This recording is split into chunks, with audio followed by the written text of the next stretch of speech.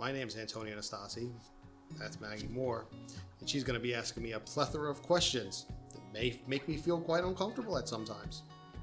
But guess what? It's all good.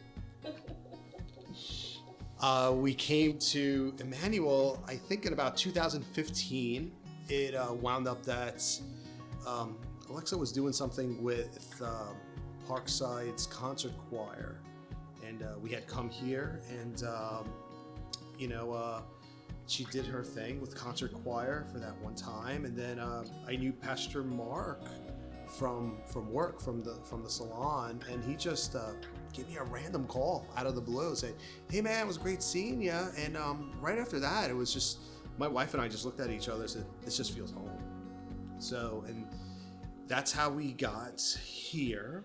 And then, it seemed like some little birdies whispered in Pete Vinroot's ear that I led worship, was a worship leader, musician, whatever you want to say, and he came on over to me and said, "Hey man, what's your deal? Would love to have you." And that's how it kind of started. He approached me about it, and got involved with the worship ministry, and then got involved with doing the program, with the Christmas programs, and that was always a lot of fun.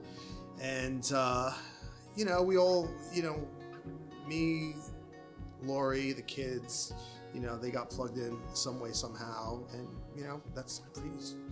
it's been like that since. So let's see, born and raised in New York, Long Island, New York. Brought up by Italian parents who were off the boat. If you don't believe me, I have a picture of them on the boat. And my dad was a pastor, so I am a PK. And of a very small evangelical church on the North Shore of Long Island.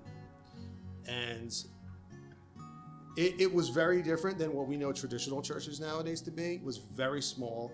I remember on Sundays you could count maybe 35 people on a Sunday. And that's how my life started. Born and raised in the church.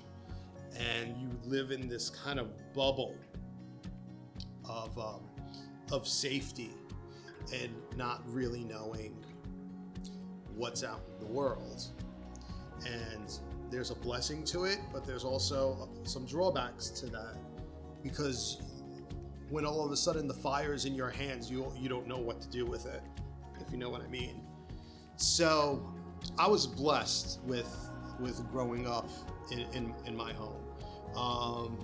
Always happiness, lots of food, lots of high energy conversation, shall we say. And so that kind of went on, and as I grew up in my life, started really making more connections within the church world, within Christendom, within youth groups, because in our small little Italian church, it really wasn't that much. But he got me plugged into, back in New York, they called it the Royal Rangers program, which was like a Boy Scouts for church. So I got plugged in with that, and then moved on to youth group as I grew up. And it was with a church in my hometown of Bethpage. And it was, youth group was great. I mean, it was, you learn, friendships. I still have some great friendships with kids that I connected with a lot musically, because you always have that little niche. Grew up and got involved with leading worship and in youth group, and that was great. Then when I was 16 years old, got baptized, and just kept on going through life, helping my dad with his church, because they wound up building a whole new sanctuary, and it just kept on blowing up, and that was great. And then so that's like early 90s, and then later on, in life, graduated high school and went to college for audio engineering. Still music, always music is there. Music is, if there's a fabric to my life, it's music. I met my wife at a potluck dinner out on the eastern Long Island, and fast forward, we we got married and had kids, and we had the privilege of actually living with my parents. My dad's like, hey, there's no one on the second floor of this house, just go live upstairs. And then I had the great opportunity of being put on staff at a church to be the music director, and that was some cool times. That's when I really started to hone some of my songwriting craft of writing worship songs, and those were some cool moments, some really amazing moments, that when somebody could come up to you and say, you know what, Antonio, you just said in 3.5 minutes what I've been trying to say all my life. That was a humbling feeling, because some of that stuff, those songs just came out of a lot of desire of where I wanted to be in my walk, also coming through a lot of pain of where I had been, and so I think then right around then, it was, my point of hitting a wall was in 2007. There's just a lot of things going on between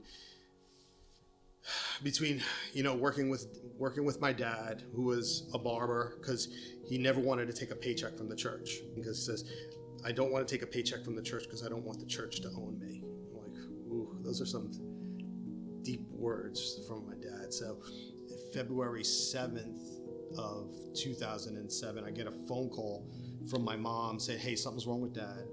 Don't know, he's not feeling good.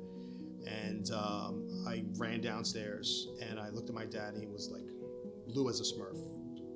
And I already knew what was going on. He was going into heart failure right there in front of me. And my dad died. Right in my arms, he died. I said, come on, Dad, stay with me. They're on their way. And he just like opened his eyes. And I'm like, that's it. It all just opened up for him. And Jesus was right there waiting.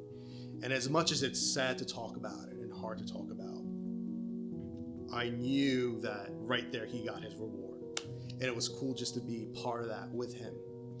And that was hard, because as the eldest son, there's a lot of pressure that comes on you, because I have a younger sister. So there's a lot of pressure of me to stand up to be like my dad, of which I am not even close. I am not even 1/10, not even 1/100th of the man he was. And as much as I miss him, I know that things happen for a reason, and there were certain Bible things that we would start talking about. Those are the things that I remember, even like to this day, when you hear about certain things of worship, or even things that have to do with Israel and eschatology and end time events. I'm like, oh, he was talking to me about this years ago. And that's how it's shaped me, because it's, we know that the word of God is the same yesterday, today, and forever. So we know that that's all, that foundation is always gonna be there, and it's never gonna change. And even though there were many times I chose to forget that and just go and do my thing, it's always there. And you're always going to come back towards it. I'm 48 years old, and I will never have it together until I open my eyes in heaven. And God is always in constant pursuit of us, always looking, always reaching out for us, always trying to get our attention, and still knowing how thick-headed we are. He's still going to chase us down. And now we know with having kids, and we're always a mother and father is they're playing catch with their kids. It's always that catch and shifting and dodging, and that's how it is. And And that's the foundation that he laid, and that's what my dad had really done for us, you know.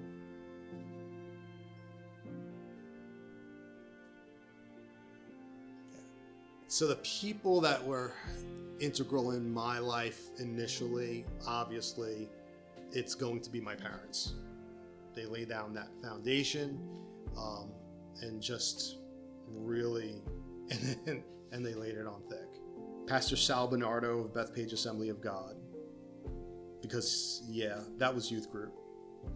He gave me a chance to lead worship, and that was it. That to me was the impetus of knowing who I am, of figuring out who I am. I would say my grandfather in Italy, because he was a church planter. Oh gosh, you want to talk about a hurricane, and that was his last name.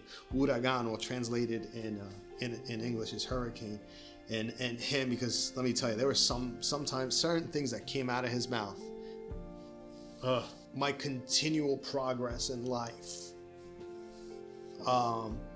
would be Tom Grazioso.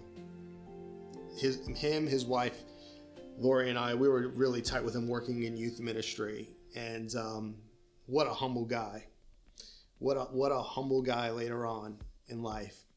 Ironically enough, his dad was a missionary in Italy whose sponsor pastor was my grandfather.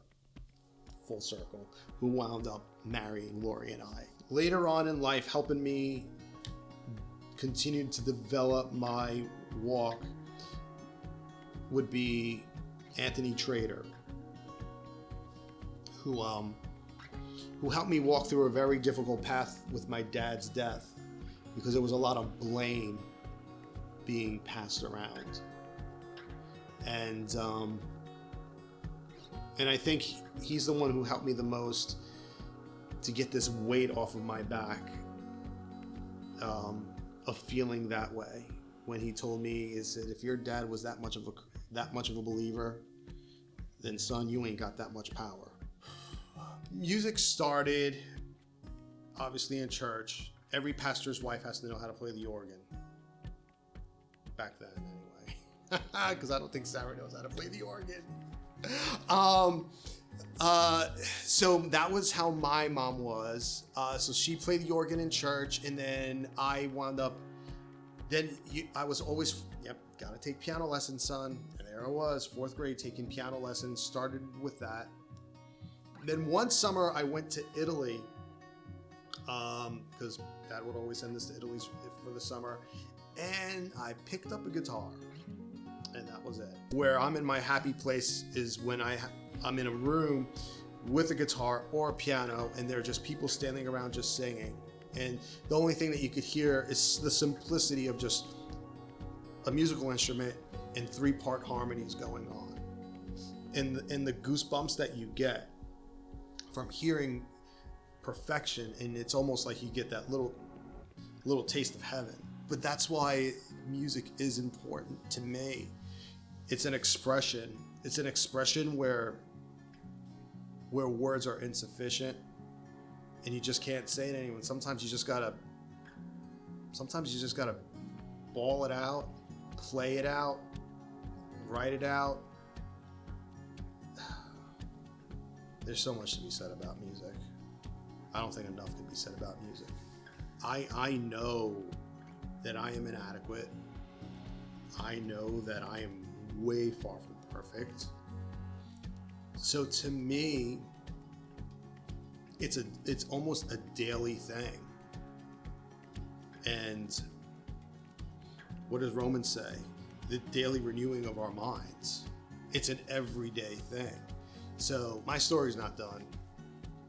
My story's still being written, and I can't wait to see how it's going to turn out. My story is never been, it's been like Israel's trek through the desert. Never been a straight road. It's always what should have taken Israel a couple of days to do, took them a couple of years to do. And I'm not done yet. And but if there's one way to describe my story, it's been grace. Grace. God's grace. And if I'm not dead, then he ain't done. That's my story.